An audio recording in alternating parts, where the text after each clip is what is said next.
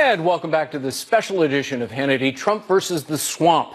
Let's turn now to our nation's capital, where the swamp resides, but also Kristen Fisher is there, standing by with the latest on the looming government shutdown and the health scare surrounding Supreme Court Justice Ruth Bader Ginsburg. Kristen?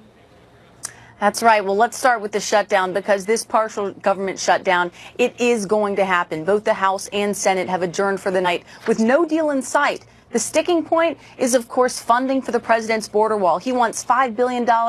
Democrats won't come anywhere close to that number. So they're at a stalemate, though negotiations behind the scenes are still ongoing. Vice President Mike Pence has been the point man for the administration tonight on Capitol Hill. In fact, he only left an hour ago after spending most of the afternoon and evening trying to cut a deal with Democrats. But so far, those efforts have been unsuccessful. So now funding for about 25% of the federal government will run out in just over 2 hours.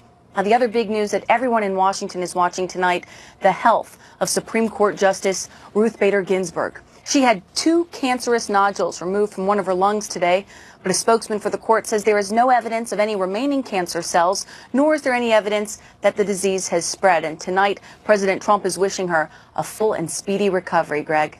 And we do as well. Kristen, thanks very much. More to come on our Hannity special, Trump versus the Swamp. But first, we want to tell you about a touching story that embodies the Christmas spirit. This is a great story. An Army veteran donating his kidney to a fellow vet, and it all begins with a conversation at a Washington State Starbucks. Joining us now to share their incredible story, these 2 fine gentlemen, Justin McNeil and fellow Army veteran Vince Vigliano. So, guys, thanks for being with us to share your story. So, Vince, it begins with you. You walk into your usual Starbucks. You see your barista who prepares your coffee, and as I understand it, you sit down, and it was noticeable to her name is Nicole, that you were kind of down. What happened then? Well, she kind of actually observed me from an angle, dealing with another cashier, and could just see that I wasn't having it that morning. I'm not really a morning person to begin with, and was having some pain that was consistent with my condition. And she just asked me what was going on, said, "Hey, you look like something's up." And I told her it's a long story, and when she had more time, let's talk about it. And she said, "Well, coincidence, I'm off in 5 minutes, so let's talk."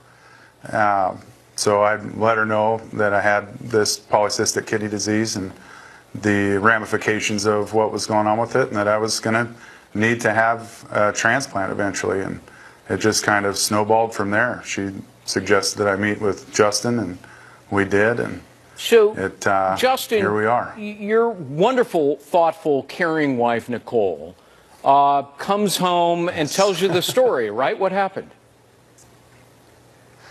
She came home that night. We were laying in bed and getting ready to go to sleep. At that point, she relayed Vince's story to me.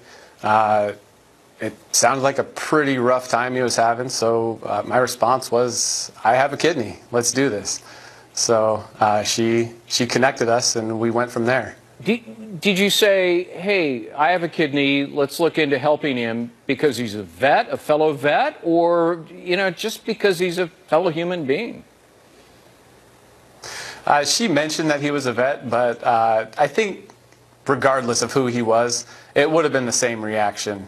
It makes it a little bit easier for us to get along as friends, and the fact that we're both vets, we got a baseline of understanding. We come from a similar background, so that helps us today to kind of remain friends. Right. But I think I would have the same reaction regardless of who it was. And I think the surgery is coming up pretty shortly, but have you guys become, friends and kind of close with the families?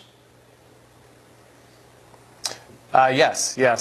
Vince is kind of part of the family now. He's around quite often. Christmas, Thanksgiving, any holidays, or just any random day of the week where we're having dinner. Vince is always welcome in our home, and I know I'm always welcome in his. He's a good friend to have. Hey, Vince, how do you feel about Justin and Nicole, that guy sitting right next to you? How do you feel about him? As close as you can feel about somebody without them being your biological relative or sibling.